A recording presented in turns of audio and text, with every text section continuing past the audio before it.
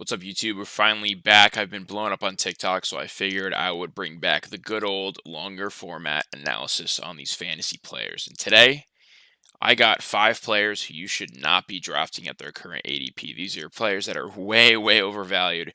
And the first one we're going to talk about is Gabriel Davis coming at the wide receiver 25. Right now, the guys around him: Terry McLaurin, Amari Cooper, Allen Robinson, Chris Godwin, Juju, Bateman, Cooks, Michael Thomas is even down here, wide receiver 31. Literally everybody you see around him is a better pick than him.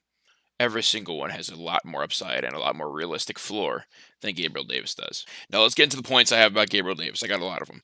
So Gabriel Davis was the starter 2 years ago, and then this past year, Emmanuel Sanders took his job. Josh Allen has never had a 1,000-yard wide receiver two. Davis is strictly a deep threat. Like, he does not have a diversified route tree at all. He is strictly a deep threat and will not be operating out of the slot. He will be on the outside, not even as the X. He will be the Z because Stephon Diggs is there. Now, something really interesting that a lot of people are just not discussing are the fact that Emmanuel Sanders was not there 2 years ago, and Gabriel Davis played 8 games, which is half the season, of 70+% snaps. So 8 of the games 2 years ago, he played 70% or more, and 6 of them were 93% or more. So we've seen him already in a full-time role for at least half the season. And you know how he ended that season? Davis had 35 catches for 599 yards and 7 touchdowns. That sucks. Now, we already discussed that Isaiah McKenzie and Jamison Crowder are going to be the slot guys. Stephon Diggs will be the X, and Gabriel Davis will be the Z. So let's take a look at what the Z receiver in the Buffalo Bills offense has done in these previous years. We got Emmanuel Sanders last year, who was the starter, had 42 receptions for 626 yards and only 4 touchdowns. And he was the starter for most of the season until the very end when Gabe Davis kind of got more time. And we'll look at Gabe Davis, who had 35 receptions for 549 yards and 6 touchdowns. Now, the thing with Gabe Davis is everyone is absolutely blown away by his 4-touchdown performance and thinks that that's a realistic thing to expect, which it is not even close to realistic to expect. Like, we have seen Claypool do that. We've seen Travis Fulgham do that. It's just a thing that happens with some receivers, and then they go back into the shadows and never appear again. Now, the year before, in 2020, what we discussed before, where Gabe Davis already was starting. He already had 70+% snaps in 8 games and 93+ in 6 games. He was the starter Z receiver. Bang. 35 receptions, 599 yards, 7 touchdowns. That sucks. And then we got Cole Beasley at 967 yards. But that's not even something remotely close to what Gabriel Davis will get because that's a completely different position.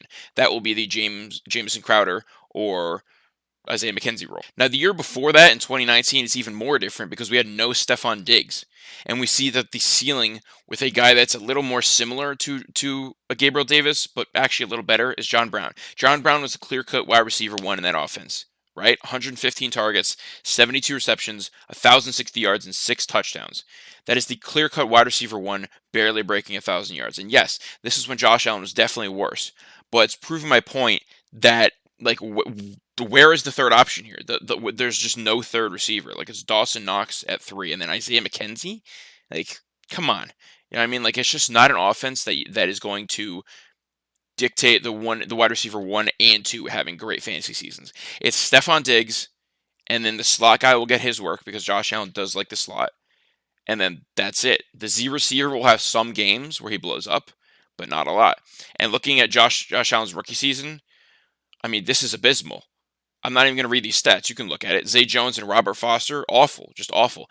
And obviously, it's not amazing to look at these super old seasons, but we have already seen Gabriel Davis be the starter in 2020. So going back to just the receivers that are actually around Gabriel Davis, I mean, I have all these guys have better upside.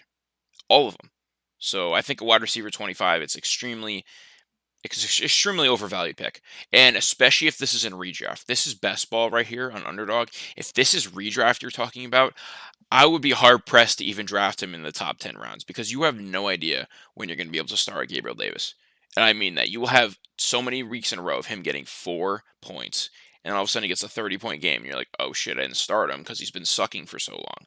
He's just not a good receiver in any format besides best ball, and even in best ball, there's no value in drafting him because all these guys around him are just better. Next up is Mark Andrews, who's currently going as the tight end 2 at the pick 16.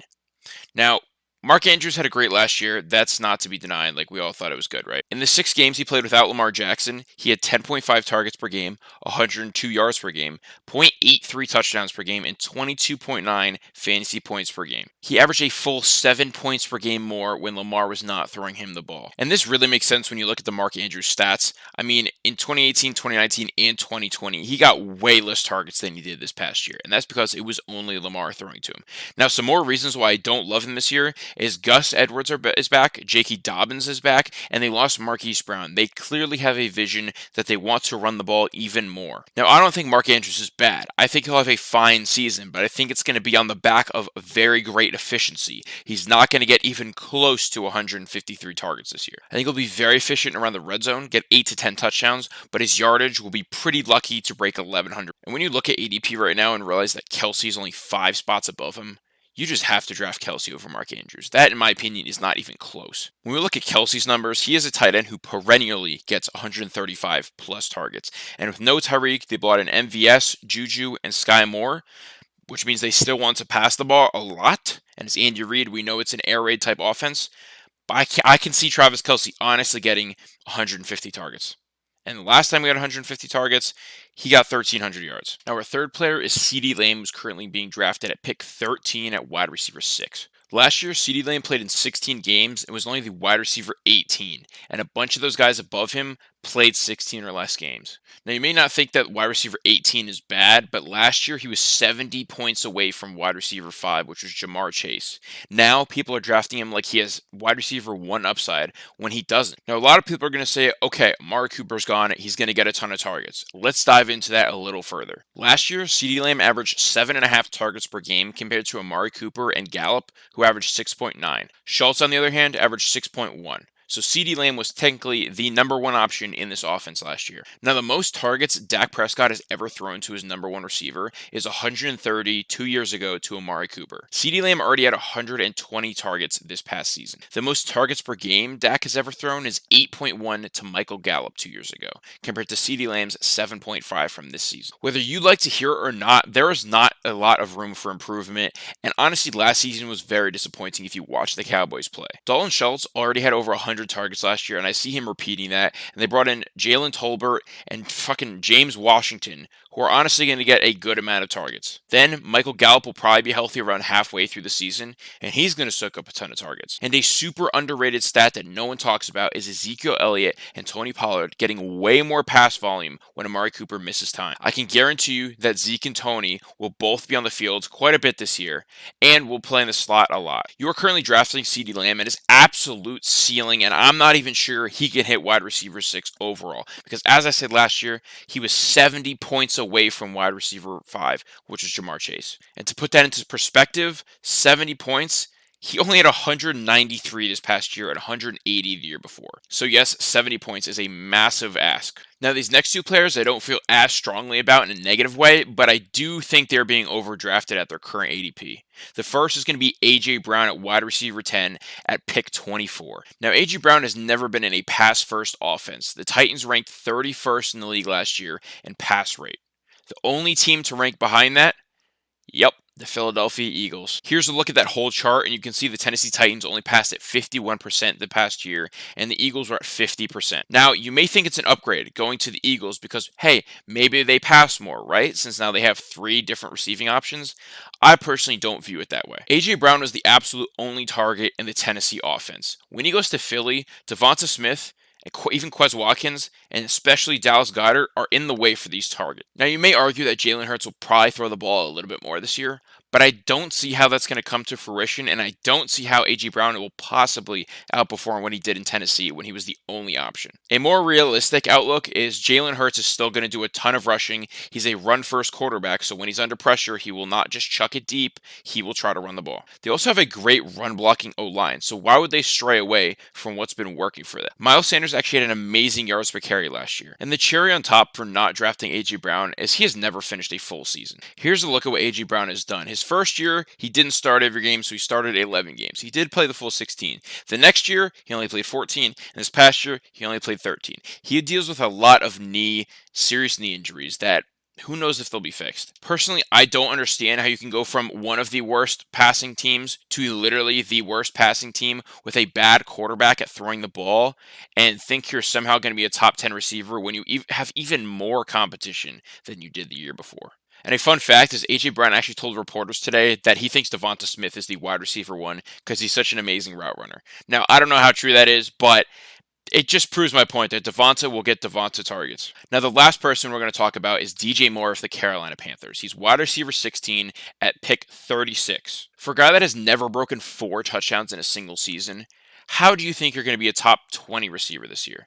And no, the quarterback play has not gotten any better. Matt Corral could be okay, but there's a really great chance that he doesn't even start this season at all. And let's be honest, even if he does, that is not a huge upgrade for DJ Moore and will not make him more red zone efficient. Now let's look at how DJ Moore performed in these last 4 seasons fantasy-wise. This past season, he was the wide receiver 20 in half PPR. In 2020, he was the wide receiver 22. In 2019, he was the wide receiver 18. And in 2018, his rookie year, where he didn't play every game, he was the wide receiver 38. Now, we need to be honest and separate our love for DJ Moore's talent and the actual situation he's in. Carolina drafted the best run blocking tackle in the draft. They want to play through CMC. They've made that very clear that they don't trust their quarterbacks at all. DJ Moore will likely finish as around the wide receiver 20 this year, so why are we drafting him as the wide receiver 16 at his absolute peak ceiling value?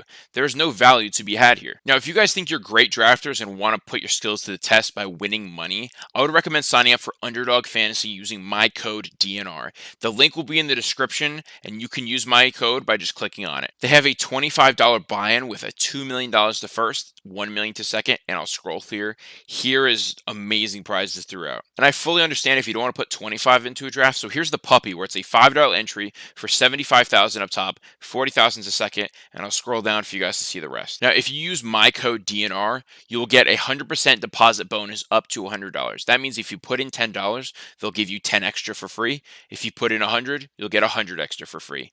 You will also get full access to my draft guide for free, which will come out later this summer. And in my opinion, the best perk of all is you're going to get exclusive premium access to my Discord. We will be a private member in a private channel where you can ask me any draft or NFL related questions that you want answered. Once again, the link is in the description and use code DNR.